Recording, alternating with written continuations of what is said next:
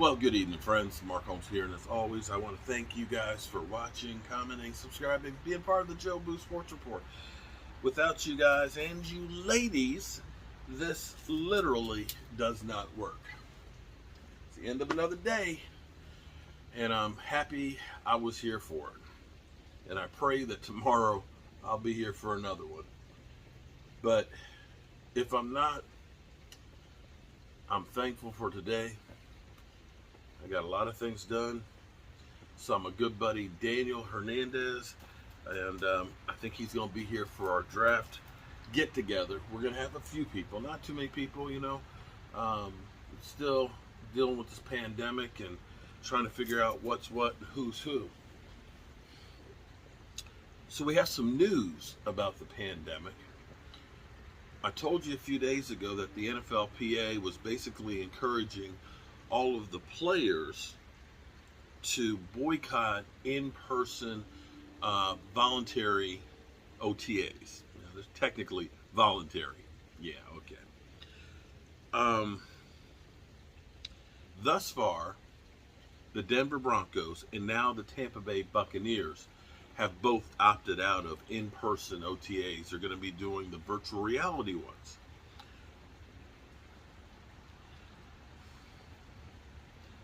The thing that the NFLPA is saying, and I'm having a hard time believing this one. This is one of those ones that I'm kind of like, really, and maybe the numbers do bear this out. But they said, and I can believe the concussion part. I can believe the concussion part. That because they had fewer workouts, that the amount of games missed by injury were cut down.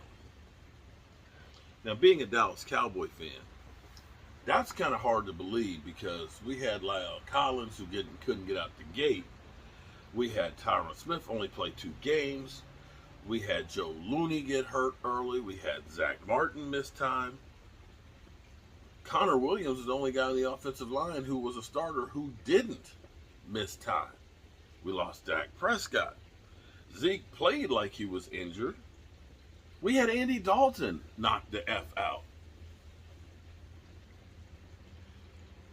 Unless it was just all the injuries happened basically in Dallas. But I think about some of the guys that didn't make it, like, Von Miller didn't even make it through training camp.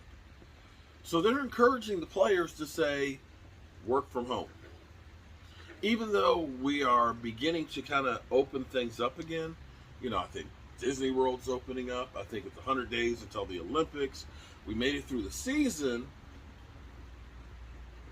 With very few people getting COVID, and now teams understand how to work with it. Dak's in the Bahamas right now. So I'm curious how many teams will be opting out, and I'm curious if the Dallas Cowboys will be one of those teams that opts out. Now, don't get me wrong. See, I still, people make fun of me. When I drove back across the country, they would tell me, you wearing that mask and breathing your own air is bad for you and stuff. And it's like, well, it came out of my body. It's all natural. And, me wearing it was because it's kind of like wearing a seatbelt.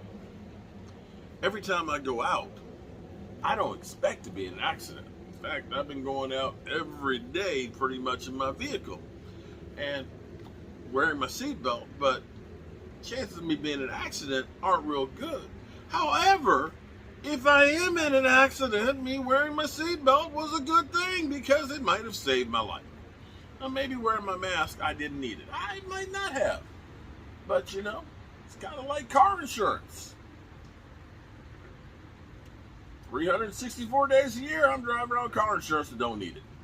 But that one day that I have an accident, I'm glad I had it. So that's the way I looked at it. But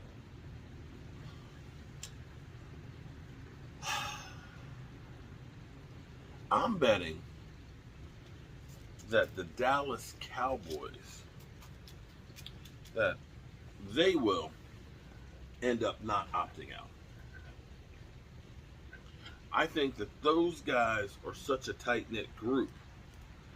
And the Cowboys were already having more players than any other team. Denver had 22 players working out in the offseason already at the facilities. The Cowboys led the NFL with 25. And I'm betting that you won't see the Dallas Cowboys opting out of those workouts. Could be wrong. I could be wrong.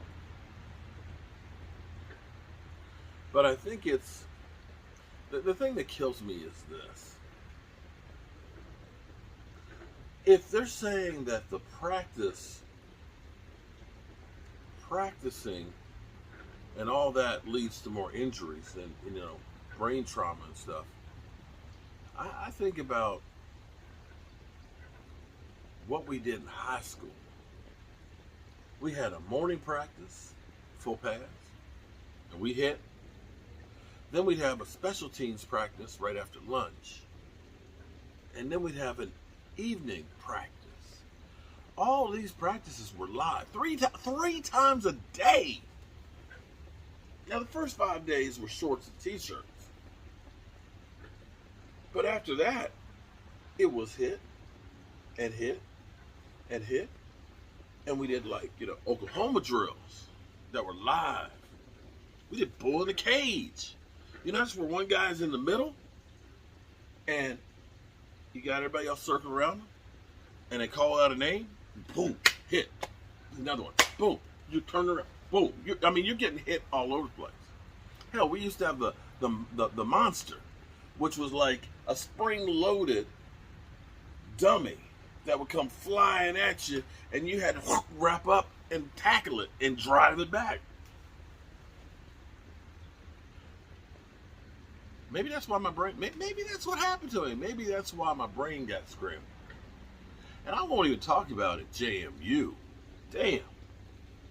We would get up and have practice and then have brunch after the morning practice. And while we're having brunch, we're watching film of practice. Coach Joe Przicki said he wanted to run training camp like boot camp. And damn if we didn't hit a lot. But the funny thing is, I remember better tackling, and I don't remember as many injuries. Maybe I'm wrong. Maybe all those hits to the head just kind of messed up my memory and things. But I don't know. I'm ready to get this draft over with. I'm ready to hear about some real football news. And I'm hoping, because I was talking to my man Danny, hoping that we can get past this pandemic. Because what I would love to do, get an RV, grab a few of my friends, drive up to Canton, see not one, not two, but 3 Dallas Cowboys inducted in the Hall of Fame, and see the Cowboys play the Steelers in the Hall of Fame game.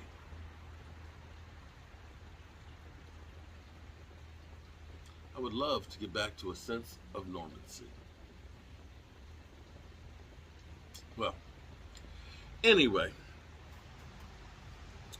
as always, I want to thank you guys, all of you, for being here and being part of the Jobu Sports Report. I appreciate each and every one of you. And it was cool. My fish, they're just beginning to start swimming around. And they acted like they don't know me. Literally, I put the camera on them a couple times, and it's like, hey, come on back, show everybody my stupid pet tricks. And they're like, nah, shorty, we don't remember you. Until tonight.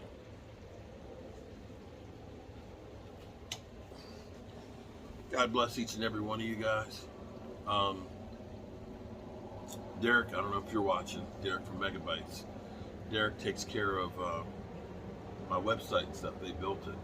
And Karen actually is the one that does all the work. Derek takes all the credit, but Karen's the one that does all the work.